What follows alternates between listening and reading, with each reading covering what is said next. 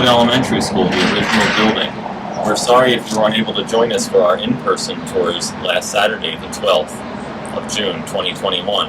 But today we'll take you through the same experience that our in-person tour guests were on last week.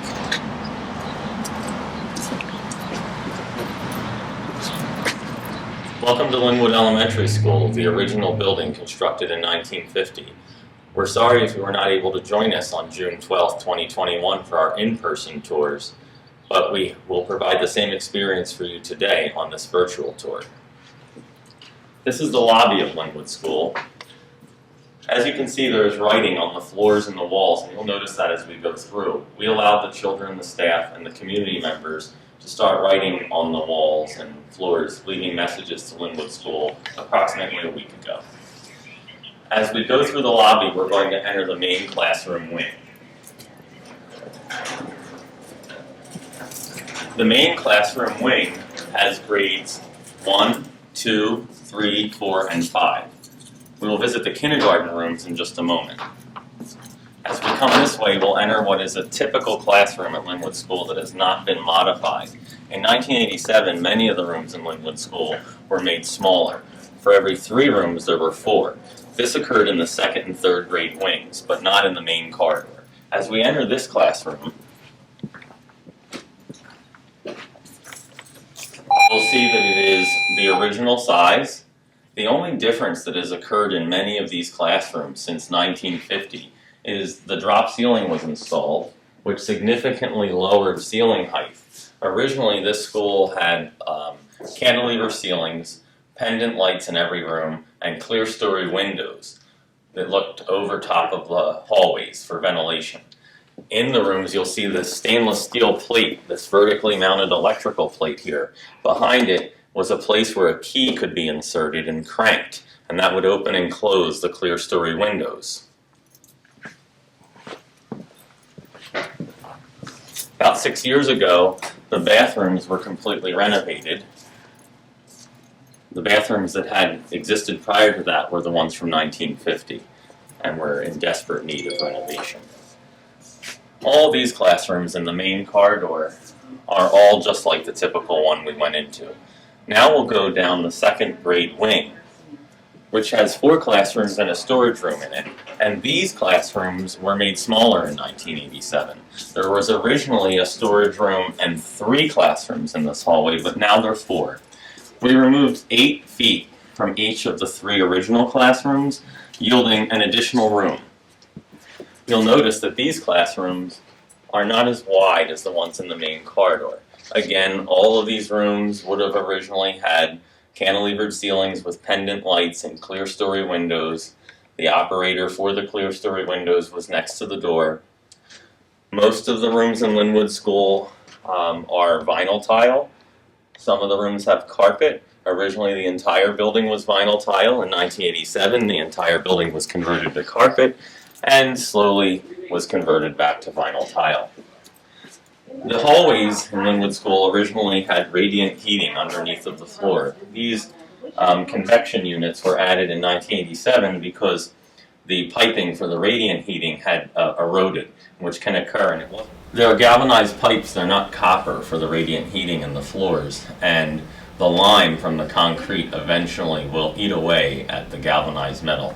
Later in time, we realized that, and we would have used copper, and today we would use something called PEX if we were to install radiant heating in concrete. The other thing that you'll notice about the rooms in these wings, the 2nd and 3rd grade wing, and in rooms that we have changed the size of in 1987, that is by making them slightly smaller and adding additional rooms, you'll notice that occurred to a room in Lynnewood School because when you enter this classroom, you are not entering the front. Originally, all the doorways entered the front of a classroom. Because these rooms were changed in size, when you go down the 2nd and 3rd grade wing, the first door enters the front of the room, the second door enters the middle of the room, and the last doors enter the backs of the rooms. Outside of the 2nd grade wing was the lower or primary playground. And this playground was originally designed to be used by kindergarten, 1st, and 2nd. The playground in front of the building was used by grades 3, 4, and 5.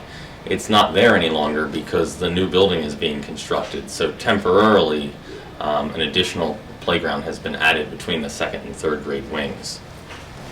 As we head back to the main corridor, next we're going to visit the library. The library was originally 2 classrooms and has now been converted into the library. That occurred in 1987.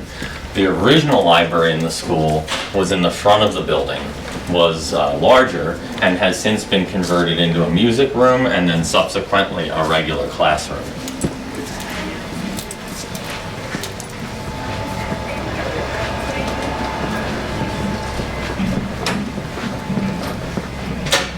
Lynnewood School was built as the result of a referendum vote. In 1948, a mailing was sent to all residents of the township. This is an enlargement of that mailing, asking them whether or not the district should take out a bond issue for $1 million. The construction of Lynnewood School cost $940,000, and the remaining $60,000 was used to purchase the land that Chatham Park is built on and to fireproof the stair towers in the original Chestnut Wold School at Oakmont and Miss Brookline School. And here you can see that the architect's original design of the school, the proposed design, has 3 wings off the back, not just the 2 that we have. So this would be our second grade wing and this would be our third grade wing, but the plan called for an additional wing. And you'll notice in these wings there are the 3 classrooms as we had discussed. Now there are 4.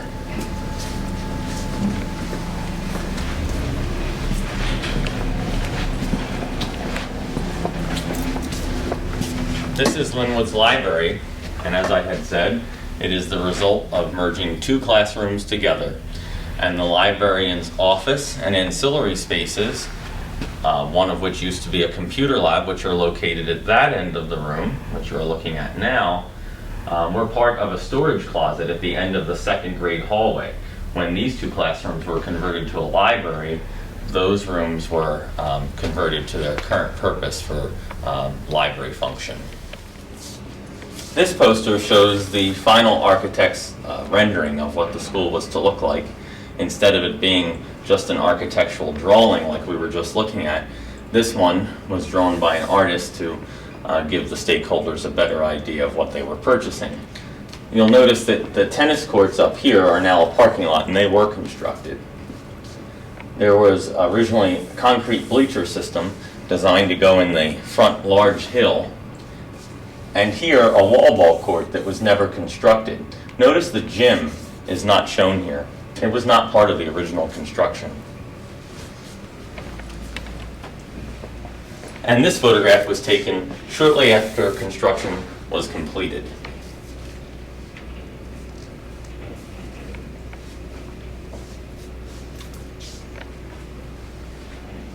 As we continue down the main hallway, we pass what now would be 4th grade classrooms, just like the first typical classroom we looked at.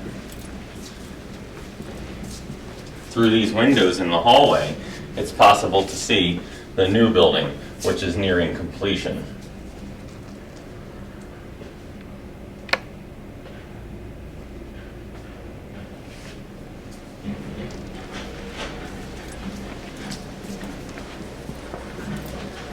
We are now approaching the 3rd grade wing, which is much like the 2nd grade wing. It has 1 storage room, and it originally had 3 classrooms. Now there are 4. As we go down this way, we'll take a look at the temporary playground that has been installed for the intermediate grades. We are now in the 3rd grade wing, exiting out into what is now the temporary playground. Originally this was just an open courtyard space. The temporary playground, which consists of a swing set that has been moved from the playground, which is now in the middle of the construction site, is used by the intermediate grades. As we continue down the main corridor past the 3rd grade wing, we are now in what is the 5th grade area. It used to be 5th and 6th grade. Lynnewood School was designed to be grades 1 through 6th, and in 1985, 6th grade was moved to the middle school. And also in 1971, kindergarten was added. So there was a period of time between 1971 and 1985 when the school was K to 6. But generally, and as it was built for, it held 6 grades total, either K through 5 or 1 through 6. As we enter the 5th grade area, on this side of the hallway, you'll find what was originally the playroom. The building was not constructed with a gymnasium, and the gymnasium was added in 1954. This room was presumably used for inclement weather to have physical activity in. It's about twice as long originally as the typical classroom. If we take a look now, it's hard to imagine that because this room has been divided in half. Since it's so large, we're able to take advantage of that and add an additional instructional space. As we continue down the main corridor past 5th grade, the hallway ends, and we're going to go to the basement where the gymnasium and art room are. 4 portable classrooms have been added to Lynnewood School, and they're accessible outside of this doorway. We're now in the basement, and there are 2 basements at Lynnewood School. We're at the one at the far end of the instructional wing that has the art room and gymnasium in it. We're now entering the gymnasium, which was added in 1954.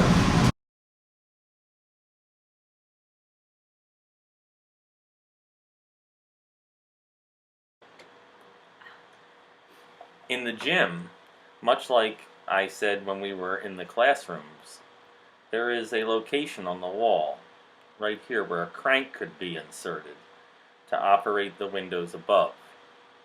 This hardware is similar to the crank system that would be used throughout Lynnewood School to operate the windows.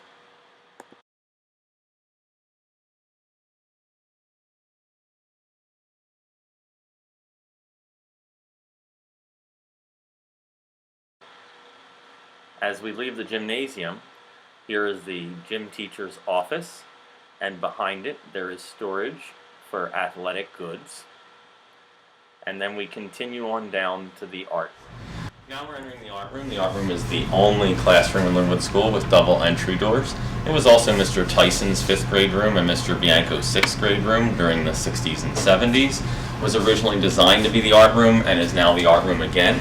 However, during a population explosion in the 60s, when the district had more than 7,300 students, it served other purposes.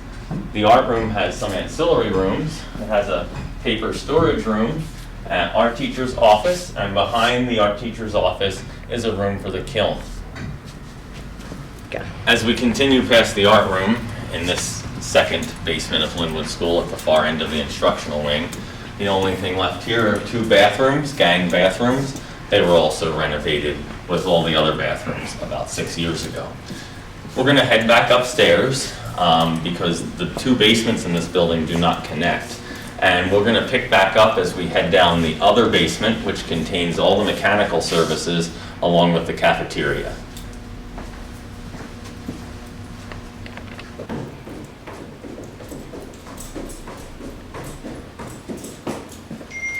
Here we are in the other basement of Lynnewood School, which is the main basement. It is underneath the lobby area, contains the mechanical services and the cafeteria. As we head down this way, first we're going to go through all the building support and mechanical services. Here is the original boiler room of Lynnewood School. It has a sub-basement to it, and the boilers were 18 feet tall. Originally this building was all glass. Anywhere you see a white building panel was glass with tremendous heat load.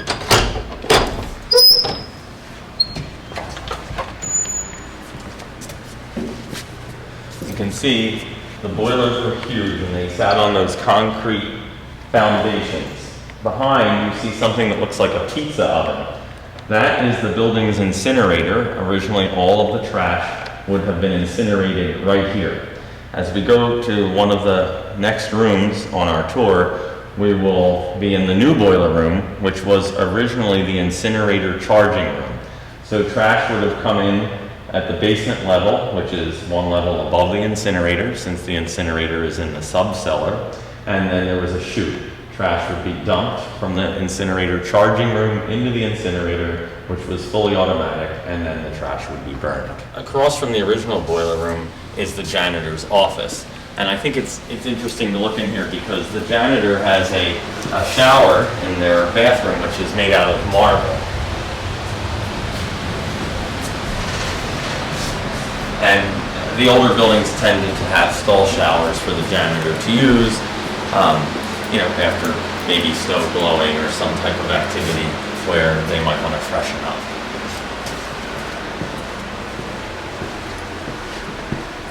Next is the electrical distribution room.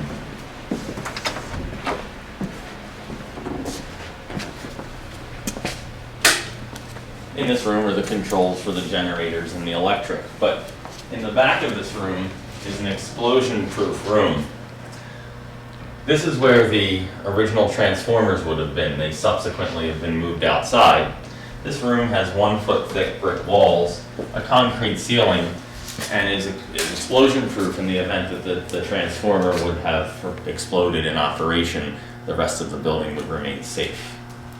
That room also has a door in the rear of it, which is visible. That leads to a shaft in the rear playground with a manhole on top.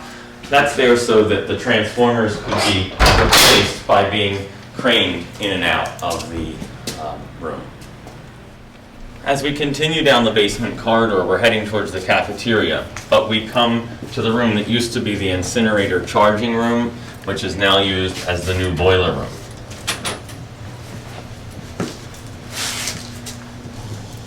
These two boilers have heated the building since 1987, and they're quite considerably smaller than the 18-foot tall boilers that were in the other boiler room. The original boilers in this building, under extreme weather conditions, were capable of burning 9,500 gallons of oil in 1 month. Continuing past the new boiler room, we head into the cafeteria. Here's the serving line, servery equipment. Past that is the cafeteria itself. There's only been one change to the configuration of the cafeteria, and that did not occur during the 1987 renovation. Back in the mid-1960s, it was determined that there just was not enough space for all the children to eat in this room. So the room was slightly enlarged. And how that was done was by removing the original faculty dining room, which was down here at the far end of this cafeteria.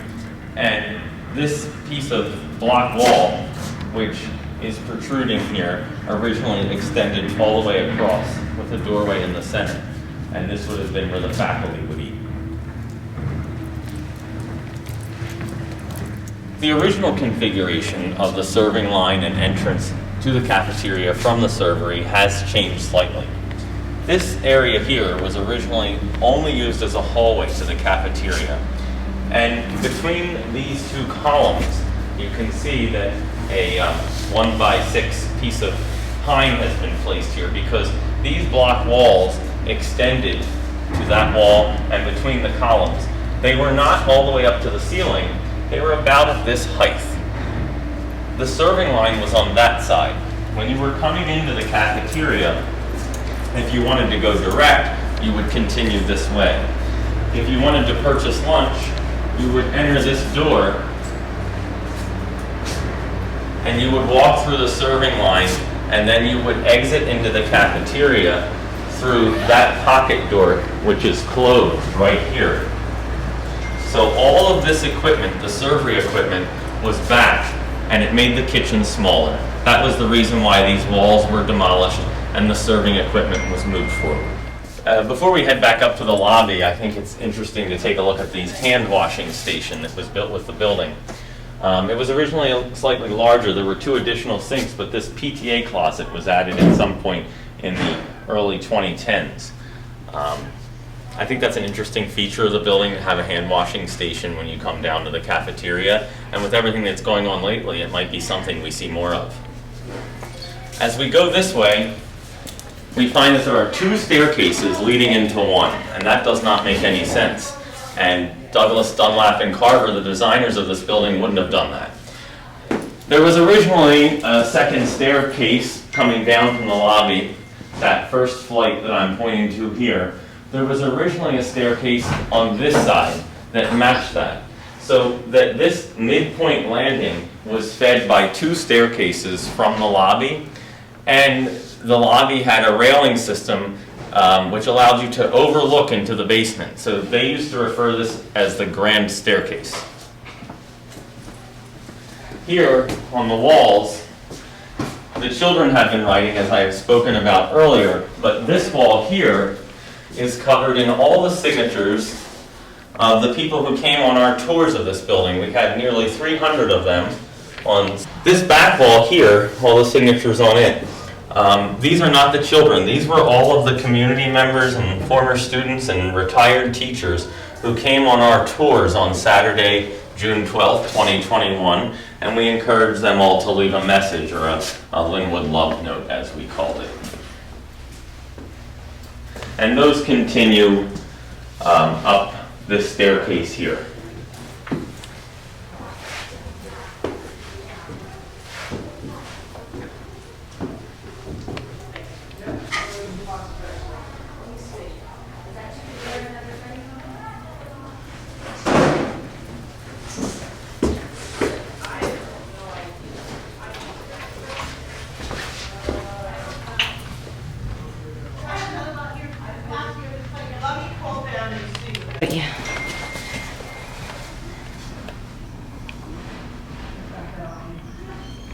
We are back on the main floor from the basement.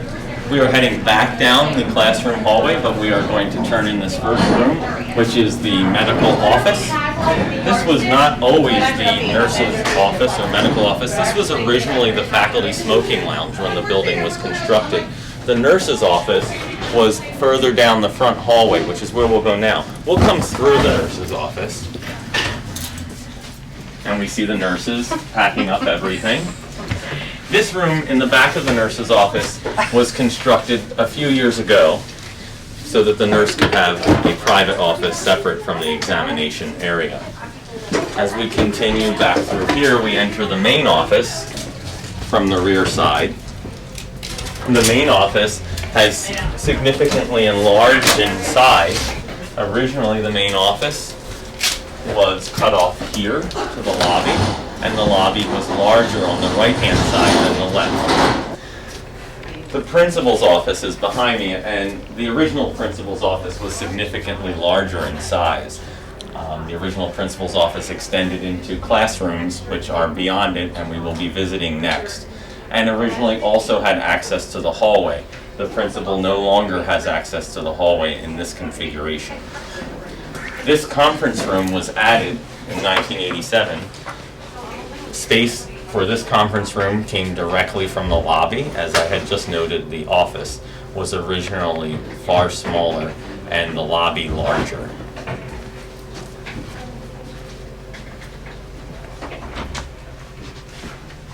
This door out of the conference room leads back into the corner of the lobby, and now we're going to proceed down the front wing.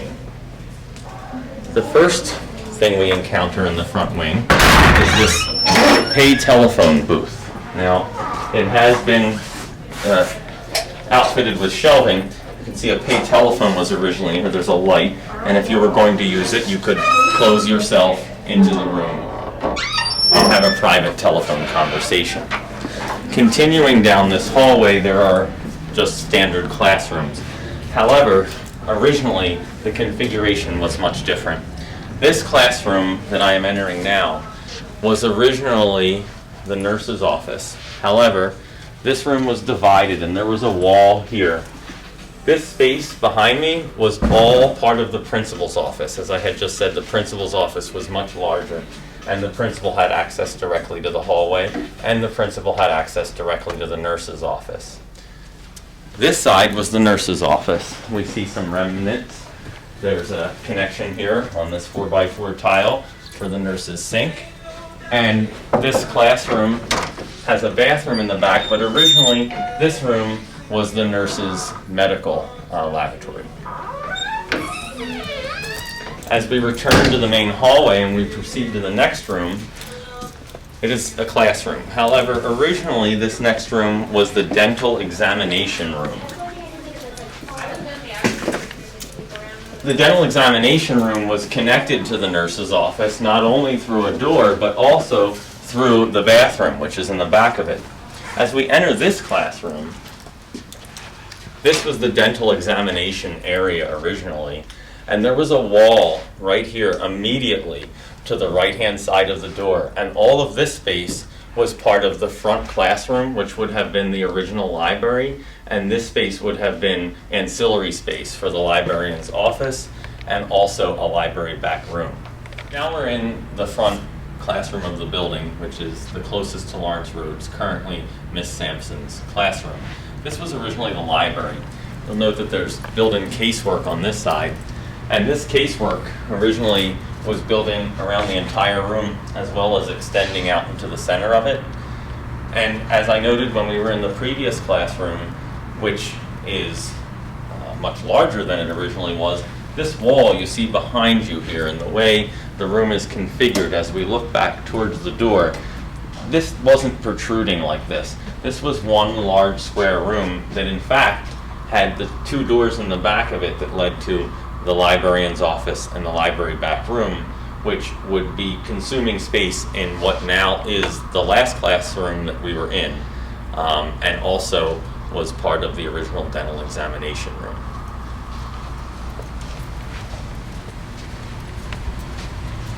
Now we're entering what is the kindergarten wing, which is next to the auditorium, but was originally filled with first grade classrooms. The auditorium is not very presentable right now, but you'll get the general idea that Lynnewood Elementary School had a large auditorium for an elementary school. Seats were replaced about 15 years ago, and other electrical upgrades at that time. Continuing down the hallway, we'll enter one of the what is now kindergarten rooms, but originally first grade. Those rooms have ample storage closets, bathrooms for the students to use, that the other classrooms do not. Now we're entering what is a kindergarten classroom. Originally it was designed to be a first grade classroom. These rooms are larger than even the typical classroom we looked at in the main corridor. And they contain casework, which is miniaturized compared to the other rooms. You'll notice the small cabinetry, and they have added features in them, such as poster storage areas, and the closets in the room have very nice casework in them. And here are the original bathrooms that are part of the rooms, and these bathrooms have not been renovated. And they are color coordinated. Now I know that they do not use them in this fashion, but the boys' room is turquoise accented, and the girls' room is cranberry tile. The kindergarten and first grade rooms feature a door that goes outside. I think it should be noted that every classroom in Lynnewood School featured a door that went outside, but they were only kept after the 1987 renovation in the kindergarten rooms and one first grade classroom. As we continue down the kindergarten hallway, there is a room that is placed between the two kindergarten rooms. Now, originally they were first grade rooms, but the room's purpose is the same. So this was originally a playroom between the two first grade rooms. Now it's between the two kindergarten rooms. But you'll notice there's double doors that go to each of those rooms. But what's more fascinating is the fact that this wall here was complete, and this area was originally a garage door that went out the back of the building, because Lynnewood School is one of the first large properties that the school district owned where they might need large equipment, snow clearing equipment, etc. to maintain the property. They didn't have a need to have that or to keep it in a central location at the time. We didn't have Coopertown, and we didn't have Chatham Park. We had generally small buildings other than the junior and senior high school complex. In 1987, the garage was removed, and this room was simply made larger. Now we're entering the platform, or the stage of the auditorium.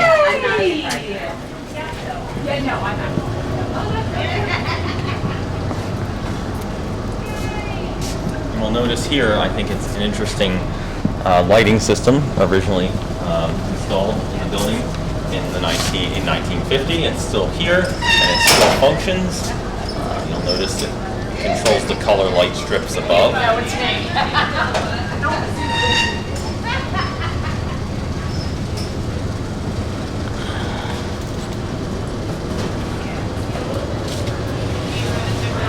And finally, as we come down this end of the building, there is one more kindergarten classroom, originally designed as a first grade room, just like one we just visited.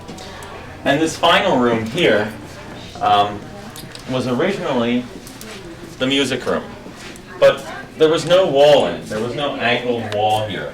And we'll look at the room on the other side next. This was originally a large square room behind the auditorium, which is over there. The only change to this area is you'll notice there's a piece of I-beam protruding here. And you'll notice that there is a column, a lolly column here in the center of the room, essentially. And so there was a block wall that completely encased this lolly column and then continued down and met the wall where you see the piece of I-beam protruding that we just looked at. And then this continued straight on into the next room we're at. So that the music room itself was here in the front with all the windows on the side, and then there would be windows in the front when we look at the room that's behind this angled wall. So this was all the music room, and then that gave them an entrance right onto the stage platform. This area back here was divided up in a few different ways. Running this way, there was just cubbies for instrument storage. But behind where you are looking right now, over here, was two small practice rooms that were soundproof so that students could practice musical instruments. Now we'll take a look at the room next door and just take them both together as a whole. Both of the doorways are original. The music room had two entrances to it. But as we enter this room, you'll see that if the dividing wall were removed, it truly would be one large square room. And the back area, again, up to this point here, would have been instrument storage with a door into the auditorium, while the front of the room down this way would have been the music room. It also had a door that went onto the platform. That concludes our tour of Lynnewood School. Thank you for joining us. In the fall, we will be having tours which will be publicly announced of the new Lynnewood School, and we encourage you to take a look at that as well. Thank you for joining us today, and I hope you enjoy the rest of your summer.